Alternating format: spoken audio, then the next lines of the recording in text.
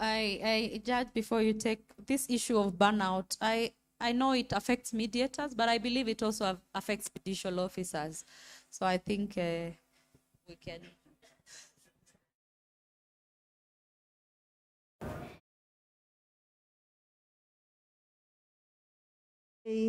In the life of a judge is like, I slept at midnight last night. After leaving this place, I had 12 certificates waiting for me. People in Embu are keeping me very busy. Woke up at 5 in the morning to try and finish some judgments before coming here. So I don't even think it's a question of burnout. I mean, we've been exchanging notes with my colleagues since I arrived, and the issue is, who is your physiotherapist? Are they doing a good job? How is your right hand doing? When are you going for physio? I don't think mine is helping me that much. And the discussion has been, do you have an orthopedic chair? So burnout is not even anything. So we welcome mediation. If it can reduce the number of cases we have in court. And just to show you that we've been doing mediation weeks for the ELC court.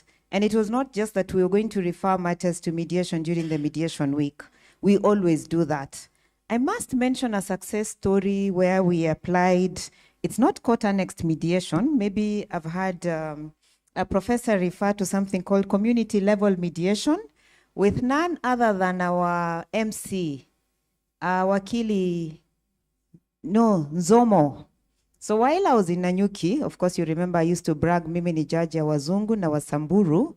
So I had a case that was Wazungu na Wasamburu, a conservancy, and it was on the face of it, I could see the Samburus were going to be, they were getting a very raw deal in that agreement. And Wakili Nzomo was in that matter. They kept coming to my court in Nanyuki, and I would insist, go and negotiate and find a settlement. Just a brief background to the case. Some leaders of the community, I think these ones are Maasais, Samburu, sorry, Laikipia County has Maasais and it has Samburus. So they gave out the community land, 200 acres, for 50 years, with an automatic clause for renewal for another 50 years. We're talking about 100 years. And the land they were giving out was 200 acres. And they were going to get 1.5 million every year as rent. And it had a very interesting clause, very nicely drafted by a serious advocate, saying that they were going to have exclusive use of 1,000 acres. These are the conservancy people, so they were going to put up lodges, 7-star lodges, and there was going to be an airstrip, so people would fly from Nairobi directly to Ilngwesi. And for all that, they were going to get 1.5 million shillings per year. And the worst part was these 1,000 acres that they were supposed to have exclusive use of, they were going to put an electric fence around it. And that was the area that has rivers, the seasonal streams, that when everywhere else in Laikipia has dried, of course, you know, Samburus move around with their animals, their livestock. So this was the only place that usually they would take refuge in and go and live there for 3 or 4 months, depending on how long the drought ran. So when they came to court and I could see there was a problem, I kept insisting, go back and negotiate. And at some point, I think I forced the county government and everyone else who should be involved under the Community Land Act to have a discussion, and they were not being very progressive about, oh, you know, we were not convened. I finally told them, come and use my court. So they came, they used my courtroom. I bought mandazis and groundnuts, and we made them tea with my secretary. And he's going to tell you they actually, they're negotiating the matter and they're finalizing. And I kept insisting, as you go back to finalize and to negotiate, please include the rights of nature, include women, and think about children who have a bigger stake in this. If you're going to commit this land for 100 years, you're actually interfering with their rights, and yet they have no say. So make sure there's public participation, involve the children, involve the women, and please take into account the rights of nature. Simunipigie makofi na Wakili Nzomo. So yes, there's a success story there to talk about. I can see the chair of the session is looking at me with those eyes of, even if you're a judge, you're supposed to respect certain boundaries. She's giving me the look. I know that look because I give it a lot of time. Parting short, I think we need to engender our laws. I know Prof mentioned something about women in skirts, and they were doing what again? What was the expression? Sorry, men in skirts. I think until I started studying, there's a nice program. It's called Weekend Reg, Women, Children, Nature's Rights in Environmental Governance. I must have been a man in a skirt because I never used to look at it like laws were not gendered. You've never noticed, but the laws in Kenya are not gendered. So we need to engender our minds. We need to engender our laws so that when the laws are drafted, the policies are drafted, we look at them from a gender perspective so that you look at things through the lenses of women. So I invite judges, I invite mediators, when you're dealing with cases, please look at those cases through the lenses of a woman. And when you're looking at them through the lenses of a woman, go a step further and remember there are many other identities, an intersectional of identities that would disadvantage and marginalize the woman much more. She could be a widow, she could be unmarried, and she's going to be thrown out of the family, the ancestral land, because she got children and she's supposed to have gotten married and gone away. I'm sure we have communities where I'm told when women die and they were not married, they're supposed to be buried very far away because their spirits are not supposed to come and disturb the living men. I believe in the spirit world, and I'm sure they still disturb you. Whether you bury them far away or you bury them near, they will still come and disturb you, and they're supposed to disturb you. And then, so the other issues, so we need to decolonize our minds. We need to deal with patriarchy. Affirmative action is in the Constitution, Article 27. We've heard that, there's a disconnect between the laws. So we need to make affirmative action a reality by making sure that women get to own, control, and access land more. So the most critical thing is that we need the participation of women in decision making, and it should not be tokenistic. We need to empower the women so that they can participate in decision making, in policy formulation, and in legislative work, because if it is parliament that is doing away with the need for spousal consent before land is charged, and the next thing it's the whole family, starting with the woman, who are being thrown out of the land because it's been auctioned, yet had they had a say before, had they participated because spousal consent was required, hopefully the matrimonial home and the home of the children would have been saved. Then we have, we need to respect human dignity and the dignity of women. And we need to create awareness at the grassroots level. You'd be shocked to discover that even those women don't know that they're supposed to have rights. The way society and culture is structured and our traditions have made it until these women don't even feel like victims anymore. They've accepted the fact that they're not supposed to own land because they are women, they're inferior. So we also need to work on the minds of the women to make them realize that, yes, they too deserve to access, to control, and to own land. So we need to create awareness at the local level. I think speaking to the issue of the disconnect between the laws as they exist and how they should be implemented on the ground, of course, there's something called CEDAW. How many of the judges know about CEDAW? CEDAW, sorry, that's what you call it, CEDAW. You went to the group of schools, I went to a polling station. How many judges know about the convention? Can I hear it from the men? The male judges, can I hear the name of that convention? Iko Chida. So FIDA, you see, you have a lot of work to teach them about the Maputo Protocol, which Kenya has ratified. We have lots of regional, international, and local legal frameworks dealing with the rights of women. But are they a reality? I don't think so. So we need to go to the bottom, because I think, okay, this is a very unpopular statement to make at the moment. I don't want to say we want to start from going up. So I'll avoid that word. We'll start below and go up. So the point I'm making is that most of our laws are top down. Yeah. We now need to go down to the local community, sensitize them, make them aware.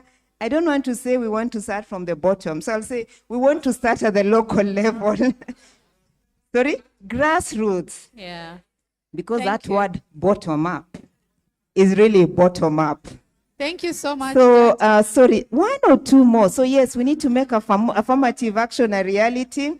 We need to build the capacity of those women who are going into those mediation rooms. You know, they'll go into those mediation rooms. Yes, maybe they are sisters who are being deprived of land or widows. But until they have the capacity to get in there and say, this is what I want. We could even have a starting point where instead of me insisting that my father's land, I want 10 acres like my brothers. Once I have been empowered, then I can say it's okay. If my brothers want to have more, at least I should be given 5 acres. There's a lot to say, but I would say FIDA has a lot of work to do. The universities need to do more work in terms of creating that awareness. And one way that I thought of, can we use the law students? By the time they're in 3rd year, they've learned about human rights. Can we have a program where we make all law students go back to their villages, teach people about rights, equality, and the need for women to own land? As a parting shot, thank you. As a parting shot, I ask all the men in the room who own property, please, those of you who are bold enough to write wills, please bequeath land to your daughters and your wives when you write your wills. And those of you who are not bold enough to write wills, like my own father refused to write a will, may he rest in peace. He said writing a will would invite death. Those of you who believe, like my father, that writing a will invite death, while you're still alive, please distribute your land to your daughters and your wife, your sisters, your grandmother, everybody who needs land. I have a lot to say, but I believe much as we have overshot our time, and I gave my lady the look, what she gave us has been invaluable. So we appreciate that, Judge. We will not have question and answer, but allow me to request Mr. Njoroge and then Honorable Baraza to give only the parting shot. Yes, just the parting shot. I've actually donated part of my minutes to Judge. We're going back to Embu together, and I'll be before her next week. So my parting shot, the success stories are there. The CJ shared the statistics of the success of mediation, 95%. That is amazing.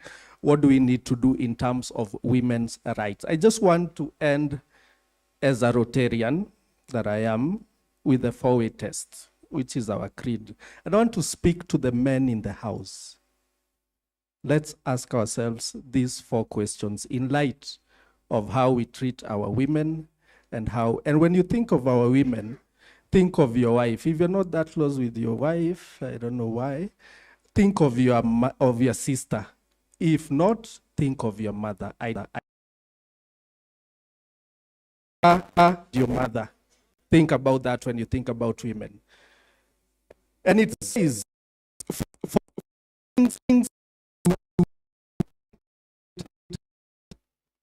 is it fair to all concerned? Will it build goodwill and better friendships? Will it be beneficial to all concerned? I thank you very much. For the men, the bottom line is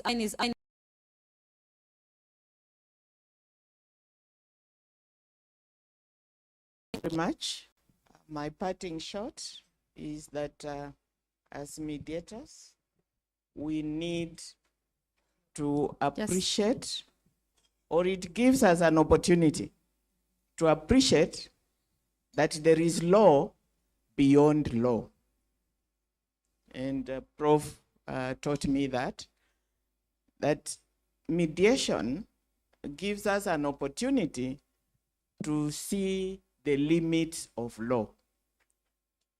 And we need, if we are to have an impact on people, on real people, then we must go beyond law as we know it and appreciate the fact that there is law beyond law. There are those cultural norms. there are those patriarchal attitudes, which are actually the law in wherever they operate.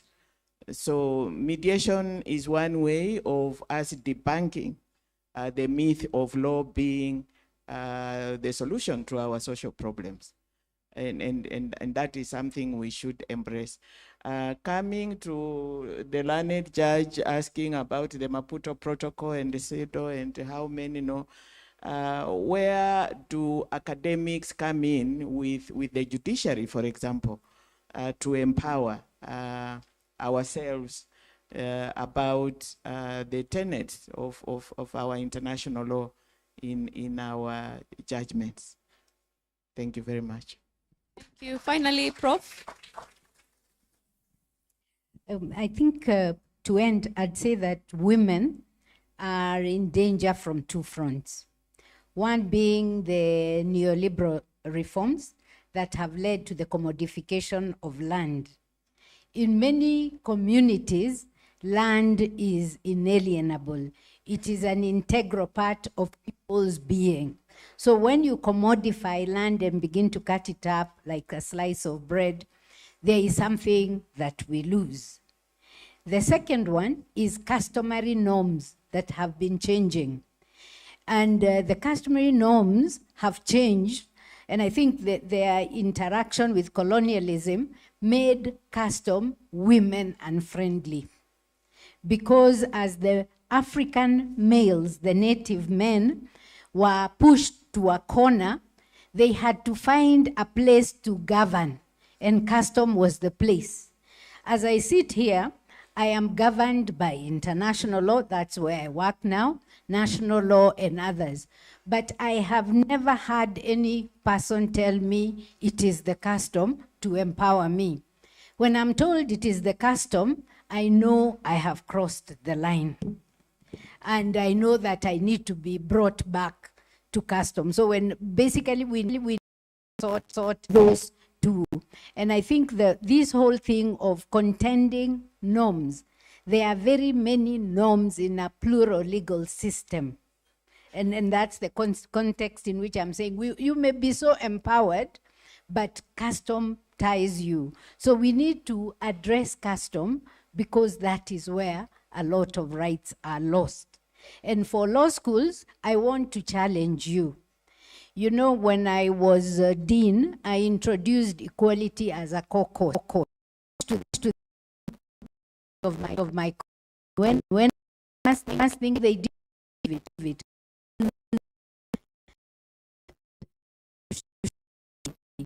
and understandability.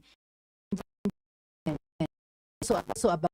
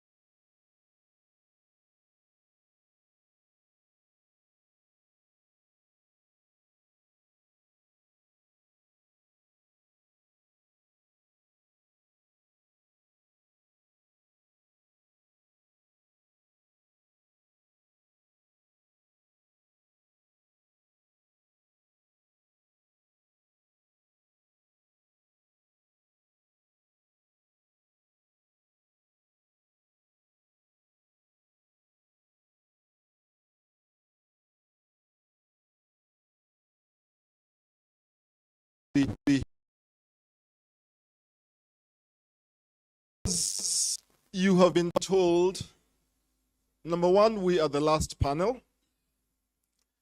And so we have a lot of leeway with time, we have been assured. Number two, our topic is application of the rule of law in climate change mediation. Please focus on that. Climate change mediation, resolution of energy disputes with a focus on vulnerability. And so there are three things I think that the panel will be trying to focus on and to grapple with. We have a very diverse panel. I'm assured that their profiles will be put up there as and when they speak.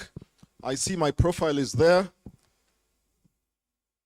so I need not introduce myself. So we will start, I think, with some basic questions. And maybe the best person to start us off with some basic questions is you, Prof. Just because you're a professor and you're very prolific in writing about mediation. Can you give us a working definition of mediation? And can you try and customize it within the context of climate change, energy disputes, and the whole issue of vulnerability? What is, good morning. My name is Kariuki Muigwa, and I know the chair will not allow me to speak a lot. So he has asked me to